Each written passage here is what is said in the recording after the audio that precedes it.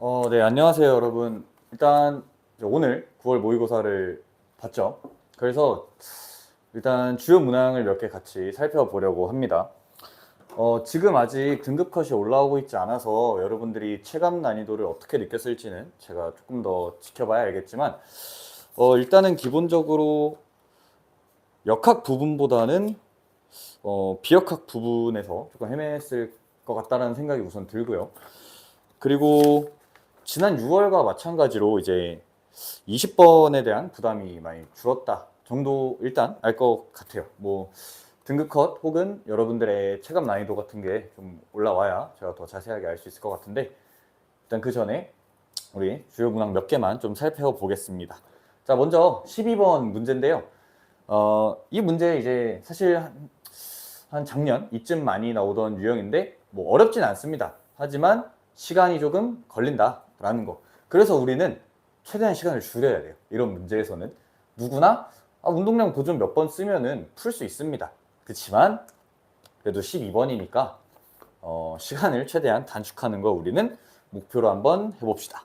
자, 문제 마지막 줄에 보시면 여기 A, B가 충돌한 이후에 B가 이쪽으로 넘어와서 C와 한 덩어리가 됩니다. 그 다음에 BC가 뭉쳐서 3분의 1V로 가니까 그냥 여기서 운동량 보존 바로 써버리면은 B가 원래 얼마만큼의 속도로 왔는지를 우리가 알 수 있겠죠. 자, 마지막 충돌 후의 운동량이 지금 3m의 3분의 1V 해서 MV가 나오니까 C는 처음에 없으니까 B가 여기서 2분의 1V의 속도로 달려와야 하는구나를 알 수 있습니다. 자, 그 다음 이런 문제 많이 풀었다, 그런 경험이 있다 그러면은 이 거리 눈치채야겠죠. 자, 이 거리 한번 보시면, 자, ED에서 충돌 이후에 B는 ED만큼을 움직였고 A는 D만큼을 움직였습니다. 자, 충돌 후에는 등속 운동을 하니까 B가 2배 갔고 A는 그거 절반 갔으니까 속도가 절반이 나와야겠죠, A가. 그래서 B가 지금 2분의 1V니까 A는 속도가 4분의 1V라고 바로 파악을 해줄 수 있을 것 같습니다. 자, 다 구했죠, 이제. 자, 이제 마지막 AB에서 운동량 보존 쓰면 됩니다. 자, 근데 우리 제발 A 질량, 뭐 M 혹은 MA 이런 거 하지 말고 속도의 변화량 위주로 확인을 해 줍시다. 자, B 입장에서 확인해 봅시다. B 입장에서 보면은 속도가 지금 2분의 1V가 변했죠. 근데 A는 지금 보면은 4분의 5V만큼이 변했습니다. 그러면 지금 속도 변화량의 비율을 보니까 4분의 5 대 2분의 1, 4 곱하면 5 대 2가 나오게 됩니다. 자, 근데 운동량 보존 때문에 그러면 질량비가 반대로 2 대 5가 나와야 돼서 이 5에 해당하는 질량은 2m이 될 거고, 그러면 그거에 5분의 2를 해주면 얘는 5분의 4m이 나오게 될 겁니다. 그래서 답이 이제 12번에 2번으로 나올 수가 있게 되는 거죠. 자, 역시 앞서 말했듯이 어렵진 않습니다. 하지만 여러분들이 최대한 이런 부분 이런 데서 시간을 줄이는 것을 목표로 하면 좋을 것 같습니다. 네. 그리고 우선 일단 지금 시험이 끝난 지가 얼마 안 돼서 빠르게 올려야 되기 때문에 이제 문항별로 안 가고 5문항을 좀 스트레이트로 보려고 합니다. 그 점 이해해 주세요. 자, 그 다음으로는 저희가 볼게요. 16번입니다. 자, 16번 현장에서 이제 풀다 보면은 이제 공부를 조금 했다라는 친구들은 분명히 와, 이거 변수 다 어떻게 놔? 라는 생각을 했을 겁니다. 네. 이제 우리가 이런 데서 보통 보면은 전류의 색이 놔야 되고 전류의 방향에 대한 변수들을 놔야 하는데, 와, 이거 어떻게 해놓지? 아니면 이거를 이렇게 놓고 하면 시간 안에 계산이 되나? 라는 생각을 좀 하시는 분들이 있을 거예요, 분명히. 이제 그럴 때 여러분들이 좀 의심을 해주셔야 돼요. 문제에서 뻔하게 뭐 문제 혹은 이 자료에서 뻔하게 변화 혹은 대칭을 이용하는 문제들이 간혹 있었습니다. 그치만 그런 문제는 누가 봐도 이런 데서 대칭을 확인할 수가 있고, 아니면 자료에서 대칭을 확인할 수가 있는데 이런 문제 같은 경우는 그걸 저희가 사실 한눈에 파악하기는 어려워요. 시험장에서. 그렇기 때문에 이거 계산을 다 어떻게 하지? 라는 생각이 들면은 그런 부분을 한번 의심해 보셔라 라고 좀 말씀을 드리고 싶어요. 자, 한번 살펴봅시다. 지금 전류의 방향이 B와 C는 계속 변하는데 여긴 안 써있지만 물론 A는 그냥 계속 고정입니다. 고정. A는 계속 고정인데 그러면 5점에다가 ABC가 만드는 거를 좀 살펴보면은 자, A는 위쪽으로 전류가 흐르니까 여기다가 들어가는 것을 이렇게 만들 거고 B는 시계 방향이니까 얘도 들어가는 거 만들고 C는 플러스 Y니까 나오는 것을 만들 겁니다. 얘네 합쳐서 0. 그 다음 두 번째 케이스를 봤을 때 A는 역시 그대로고 B는 또 그대로고 C의 방향만 바뀌었으니까 C는 5점에다가 들어가는 자기장을 만들 겁니다. 자, 그 다음 마지막 세 번째 케이스에서 A는 또 여전히 그대로고 B는 위에서 하나 바뀌었고 C는 그대로네요. 이렇게 우리가 좀 표현을 해볼 수가 있겠죠. 자, 그러면 우리가 I, B, I, C 이렇게 언제 두고 합니까? 그러지 마시고 자, 첫 번째 케이스에서 두 번째 케이스로 갈 때 5점의 자기장이 변합니다. 근데 이게 누구 때문에 변하는지를 살펴보시면 C만 변합니다. C. C는 근데 위아래 전류 방향이 바뀔 때 5점에다가 만드는 자기장의 세기 자체는 변하지 않습니다. 방향만 바뀌니까. 그러니까 우리가 이렇게 갈 때 지금 4B0가 변했다라는 건 오로지 C 때문에 4B0가 변한 거니까 C 입장에서 얘가 5에다 만드는 거는 2B0겠구나 라는 걸 우리가 바로 파악이 가능하겠죠.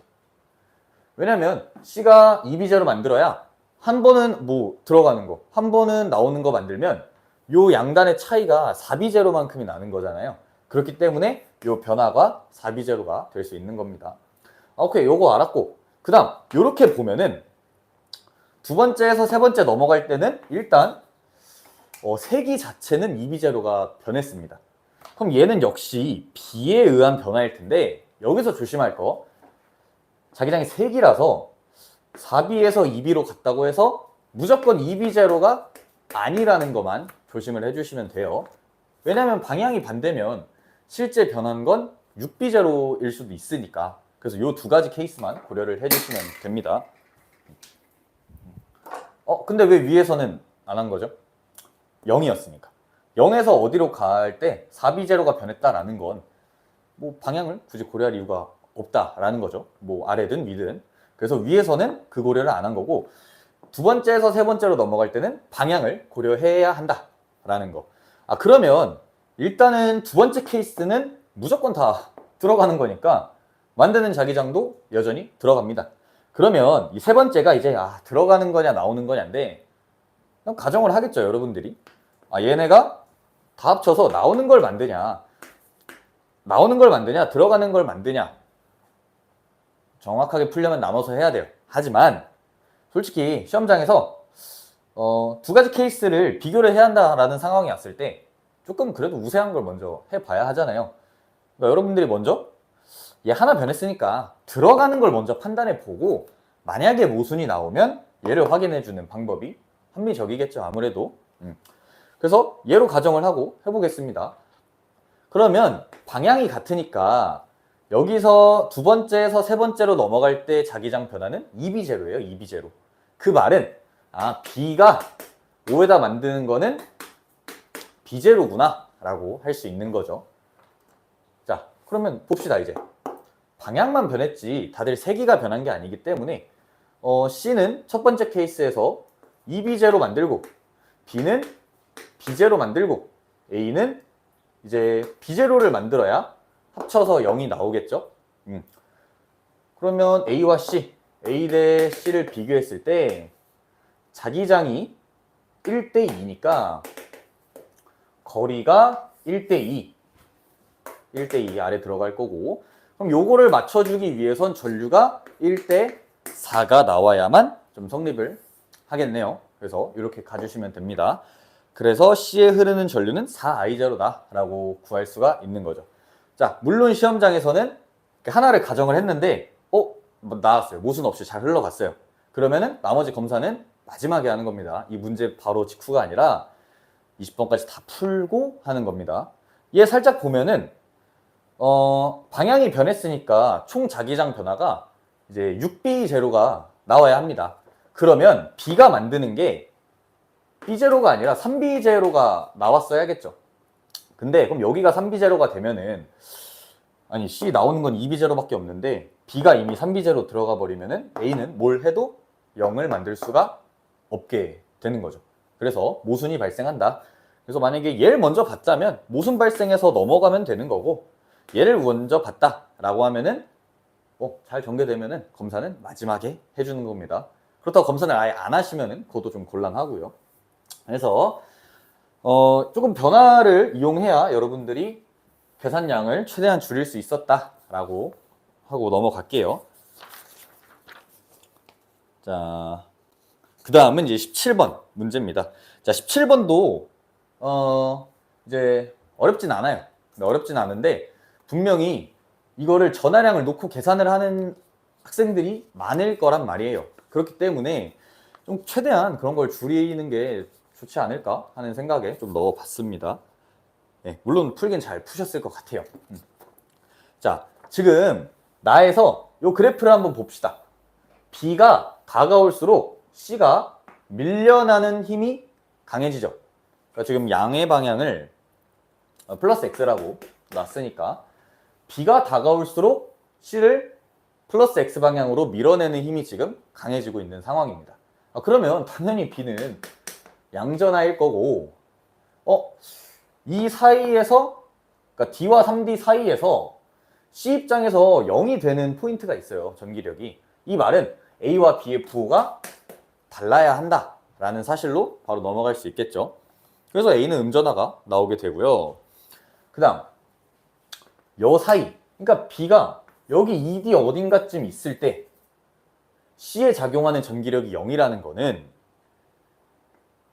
여기 있을 때 B가 C를 미는 힘과 A가 C를 당기는 힘이 크기가 같아서 전기력이 0이 되잖아요. 그 말은 거리가 먼 A의 전하량이 훨씬 커야 이 조건을 만족할 수 있게 되는 겁니다. 그래서 전하량의 크기는 A가 더 커야 되는 거고, 니은은 그래서 틀립니다. 틀리고요. 자, 그 다음 3D에 있을 때 이제 여기를 좀 계산을 많이 하셨을 텐데, B가 이렇게 3D에 있을 때 여긴 플러스 마이너스가 이렇게 있습니다. 자, 생각을 해보면 이렇게 있을 때 C 입장에서는 오른쪽으로 EF라는 힘을 지금 받습니다. 그 다음 이 상황에서 내가 힘은 얼마인지 모르지만 A는 B도 당길 거고 C도 당길 겁니다. 그 말은 A에 작용하는 전기력은 일단 플러스 X 방향이라는 거죠. 그러면 모든 전기력의 합은 0이 나와야 되기 때문에 B는 이쪽으로 전기력을 받을 수밖에 없습니다. 얘네 합 다 해서 0이 나와야 돼요. 그러면 아니 A가 얼마인지는 지금 모르지만 B는 EF에다가 뭔가 A가 받고 있는 이 전기력을 더해줘야만, 다 더했을 때 0이 좀 나오겠죠. 그래서 B가 3D에 있을 때 B에 작용하는 전기력의 크기는 EF보다는 크겠다라고 판단을 해주시면 되겠습니다. 네, 그래서 이렇게 디귿보기까지 하고 넘어갈게요. 네, 이거 막 16대 25 이런 비율 나오게 푼 친구들은 이렇게 푸는 거를 좀 추천드립니다. 네, 다음은 이제 19번인데요.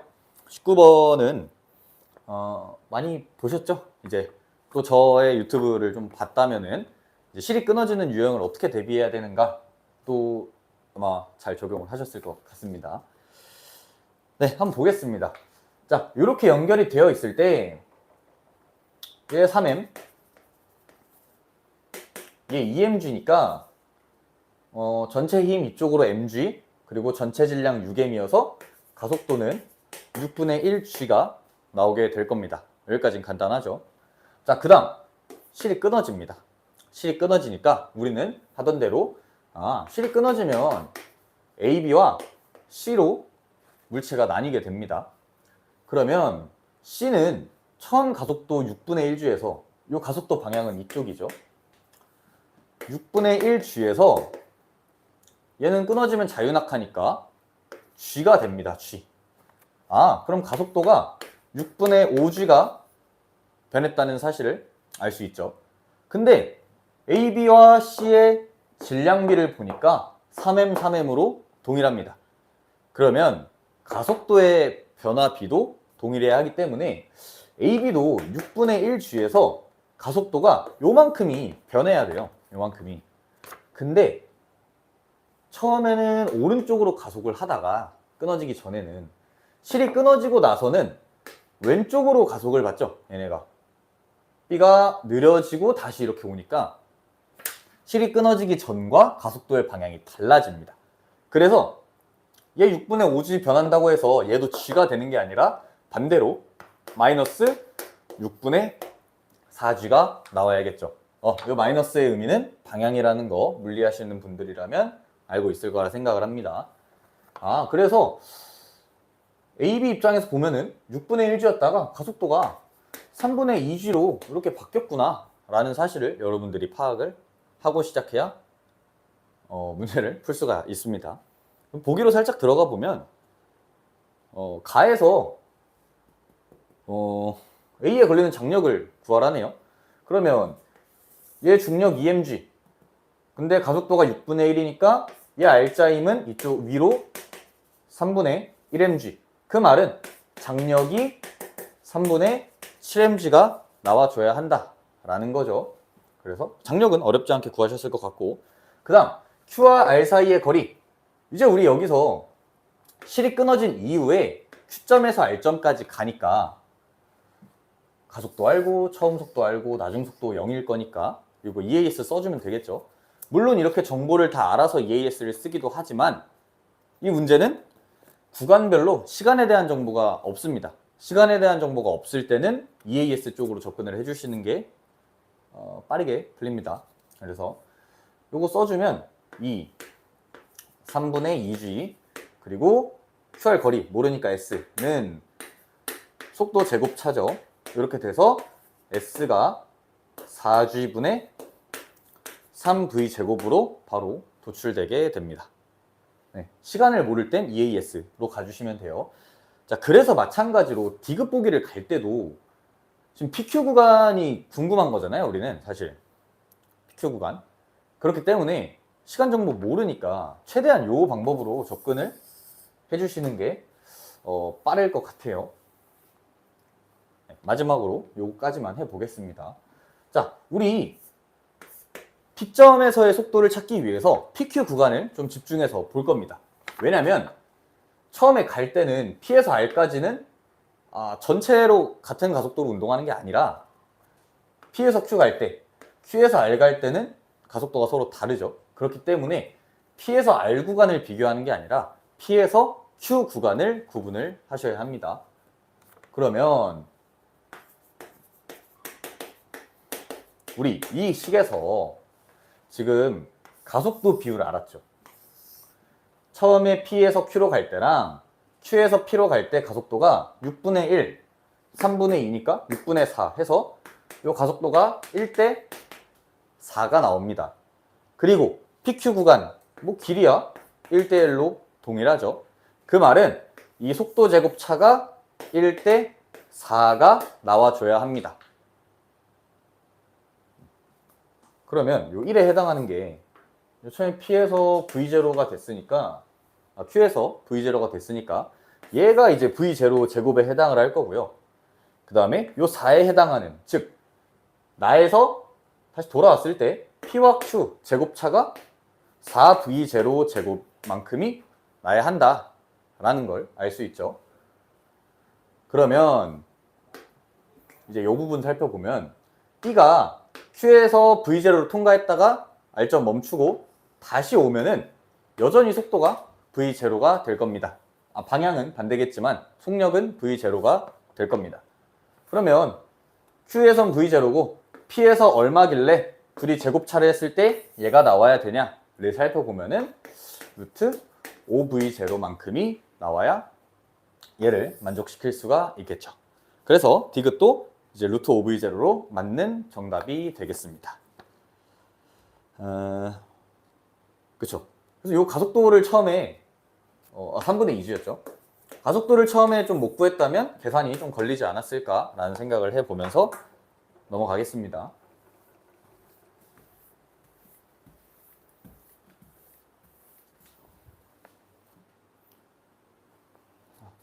네, 마지막으로 20번까지만 살펴보겠습니다.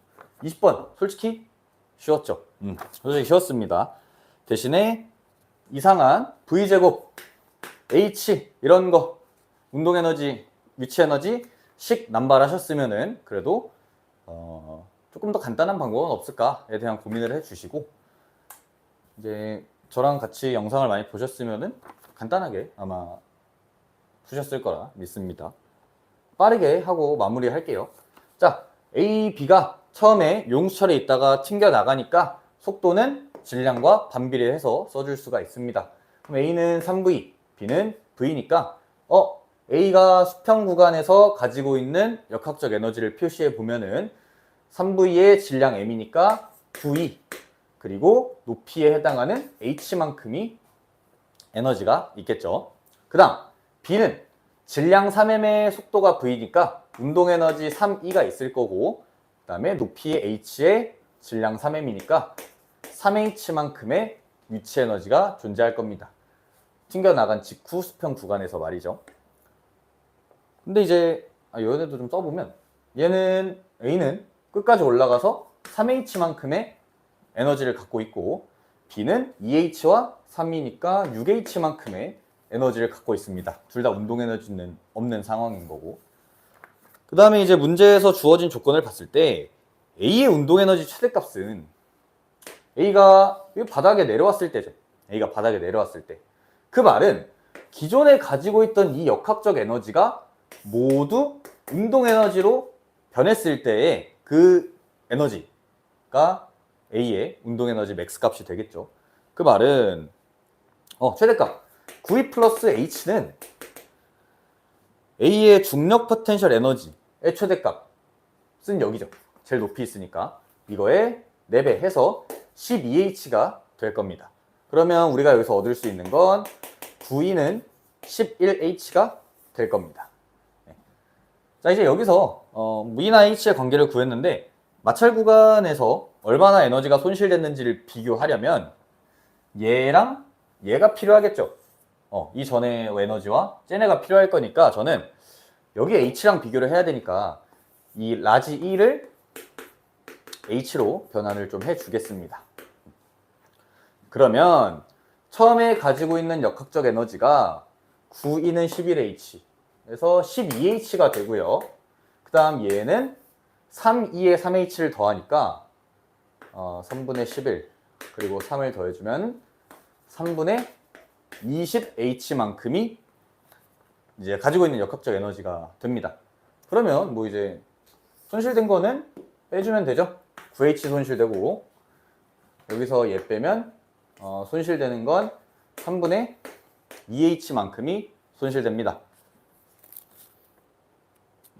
W1, W2네요. 그래서 W2분의 W1을 계산하면은 3분의 2 분의 1분의 9 해서 2분의 27만큼이 나오게 됩니다. 네, 그래서 이렇게 한 5문항 정도 살펴봤고요. 지금 저희 이제 오답률을 쭉 봤는데 18번 문제도 학생들이 많이 틀렸더라고요. 18번 문제는 이제 지금 자료는 없지만 문제 같이 보시면은 나그래프에서 각각 자기장의 변화가 하나는 줄어들고 하나는 올라가는데 이제 마침 그 둘의 자기장의 방향이 원래 달랐어서 결국 유도전류 방향은 동일하다라는 것 때문에 4번이 아니라 3번이 된다는 것만 기억하시면 될 것 같습니다. 네, 이렇게 해서 빠르게 물리 해설 주요 문항 살펴봤고요. 또 이제 다음 해설 강의로 또 찾아뵙겠습니다. 감사합니다.